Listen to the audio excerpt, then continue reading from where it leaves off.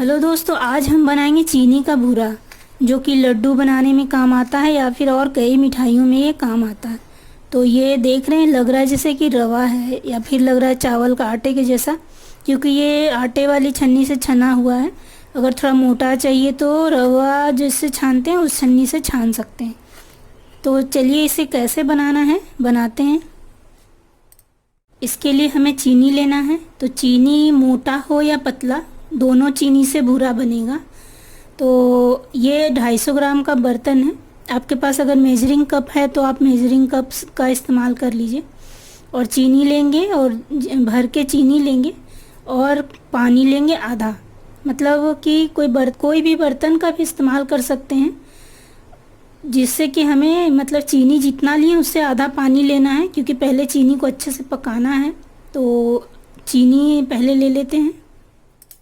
250 ग्राम करीब चीनी हो गया। अब इसके बाद एक बर्तन में पानी डाल देते हैं। ये आधा कटोरी पानी है। तो यहाँ पे कढ़ाई में पानी डाल करके गैस ऑन कर लेंगे और उसके बाद इसे हम थोड़ा बॉयल होने देते हैं। और इसके बाद चीनी को यहाँ डाल देंगे और इसे अच्छे से मेल्ट होने देंगे।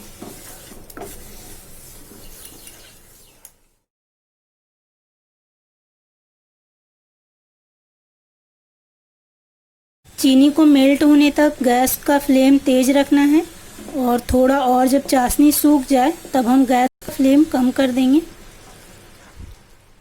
और अब इसे मीडियम फ्लेम पे बिल्कुल चलाते रहना है। और एक बर्तन में पानी लीजिएगा और इसमें जब आप डालेंगे तो आप देखेंगे कि ये पूरा फैल गया। मतलब कि जब आप समेटेंगे तो नहीं आएगा हाथों में। इसका मतलब है कि और अच्छे से सूखेगा। सूखने के बाद चाशनी थोड़ी सी गाढ़ी रहेगी तभी ये बनेगा भूरा। और अभी जो गैस का फ्लेम है बिल्कुल सिम है। उसके बाद भी आप देखेंगे कि इस तरह से इसमें पूरा बबल्स आता रहेगा। तो फिर हम इसको पानी लेके फिर से चेक करेंगे। ये देखिए, तो आप देखेंगे कि इसके अंदर जो है चीनी पूरी तरह से जम गई। आप देख रहे हैं पूरी तरह से जम गई। तो अब ये कैसे, गैस को हम बंद कर देंगे। ये देखिए जम के बिल्कुल कड़क हो गई। तो गैस यहाँ बंद कर देंगे और इसे से चलाते रहेंगे और ये भूरा जो है तैयार हो जाएगा। और अभी इस तरह से आप देख रहे हैं गैस बंद है और इसे हमें लगातार चलाना है। अब ये धीरे धीरे चीनी जो है सूख जाएगी। और फिर क्या करना है, इसे हमें जब बिल्कुल ठंडी हो जाए तो जिससे आप आटा छानते हैं या मैदा छानते हैं उससे छान लें। और ठंडे होने पर, ठंडा होना चाहिए। तो इस तरह से देखिए बिल्कुल भूरा तैयार हो गया। और चलाना इसलिए है कि इसमें गांठ नहीं आना चाहिए। अगर गुठलियाँ आ जाएंगी तो परेशानी होगा, फिर आप तोड़ नहीं पाएंगे उसे। फिर से गीला, अगर गुठली आ गई तो फिर से आपको गीला करना पड़ेगा। तो इसे बराबर मिलाकर चलाना है। तो इसे हम अच्छे से मिलाकर चला देते हैं। और दूसरा तरीका है कि आप मोटे तले वाला इस तरह से या तो खलबत्ता ले लें या कोई कटोरी ले लें। हालांकि ये भी थोड़ा गर्म हो जाता है।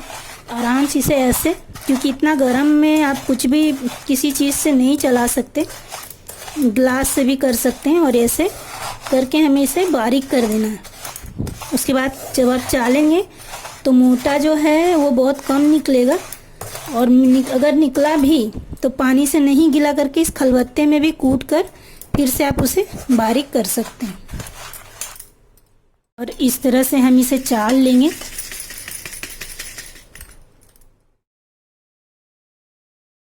जब आप छान लेंगे तो भूरा जो है कुछ इस तरीके का होगा। और खलबत्ते से कूटने में थोड़ा टाइम ज़्यादा लग जाता है। थोड़ा रहा तो कूट भी सकते हैं।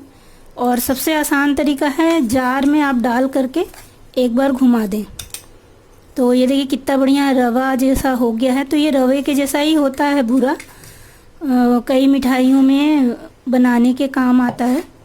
और ज़्यादा बारीक चाहिए तो ये आटे वाले छन्नी से निकालना है। और अगर मोटा भूरा चाहिए तो जो सूजी या फिर रवा छानते हैं उससे हम निकाल लेंगे। और ये जो चीनी का भूरा है इसे हमेशा नॉनस्टिक कढ़ाई में ही बनाइएगा।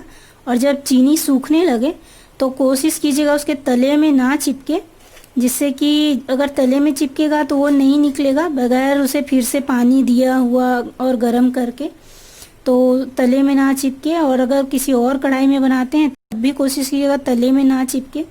और जैसे कि अगर इसमें मोटा मोटा रह भी गया तो हम लोग मिक्सी में घुमा करके उसे हम बारीक कर लेंगे। और इसे क्या है कि खुले में नहीं रखना है, यानी कि एयर टाइट डब्बे में रखिएगा, और जब ज़रूरत हो तब मिठाई बनाइए और खाइए। और इसे इस त्यौहार में, रक्षाबंधन के त्यौहार में या कोई भी त्यौहार पे आप मिठाई बनाइए और इन्जॉय कीजिए। और इस तरह से भूरा बना करके आप एयर टाइट डब्बे में भर के रख सकते हैं। Thank you.